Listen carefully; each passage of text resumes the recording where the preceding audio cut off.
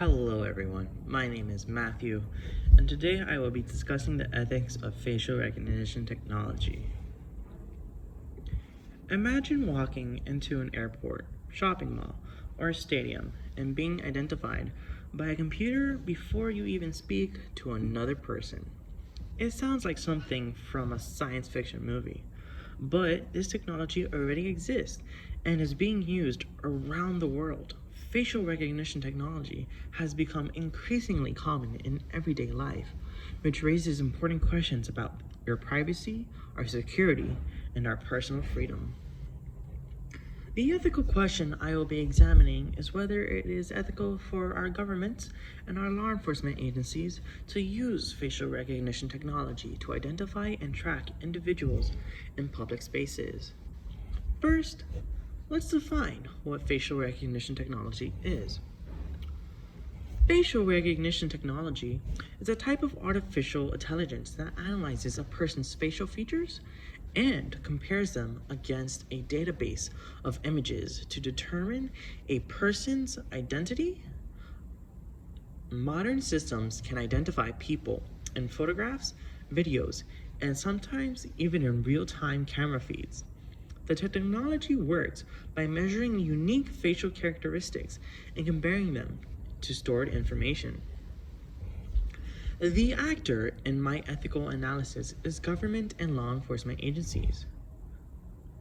The action being tested is the use of facial recognition systems to identify and monitor individuals in public areas. Before discussing the ethical arguments, I want to look at some real-world examples of facial recognition technology. One example is airport security. Many airports around the world use facial recognition systems to verify passenger identities. Supporters argue that this helps speed up the boarding process while also increasing security. Instead of checking identification documents manually, computers can compare a traveler's face with official records in seconds. Another example is smartphone security. Millions of people use facial recognition every day when unlocking their phones. Many users trust this technology because it is convenient and often more secure than simple passwords. This shows that facial recognition is already part of everyday life for many people. Law enforcement agencies have also used facial recognition to identify suspects and locate missing people. Supporters point to these cases as evidence that the technology can provide real benefits to society. However, these same examples also raise concerns. If facial recognition becomes common everywhere, people may lose control over how their personal information is collected and used. This demonstrates why the ethical debate remains important. To evaluate whether this action is ethical, I will use the ACM Code of Ethics. Now, what is the ACM Code of Ethics? I'm so glad you asked. The ACM Code of Ethics is one of the most respected ethical standards in computing. It provides guidance for computing professionals and emphasizes avoiding harm, respecting privacy, being fair, and contributing to society. Several ACM principles are especially relevant. First, computing professionals should contribute to society and human well-being. Second, they should avoid harm. Third, they should respect privacy. Finally, they should ensure fairness and avoid discrimination. Now, let's examine the argument that facial technology is ethical. Supporters argue that facial recognition improves public safety. It can help police identify dangerous suspects, locate missing persons, and respond more quickly during emergencies. Airports use facial recognition to improve security and verify identities. Businesses use it to reduce fraud and unauthorized access. Many people already use facial recognition every day when unlocking their smartphones. Supporters believe that if the technology prevents crime and improves security, then it contributes to society and human well-being, which aligns with the ACM ethical principles. Supporters also argue that people already accept certain forms of surveillance, such as security cameras in stores, schools, and public areas. They believe facial recognition is simply an improvement on existing security systems. Instead of only recording events, these systems can help identify people who may pose a threat or who are wanted for serious crimes. In addition, supporters argue that when used responsibly, facial recognition can save time, reduce human error, and improve efficiency.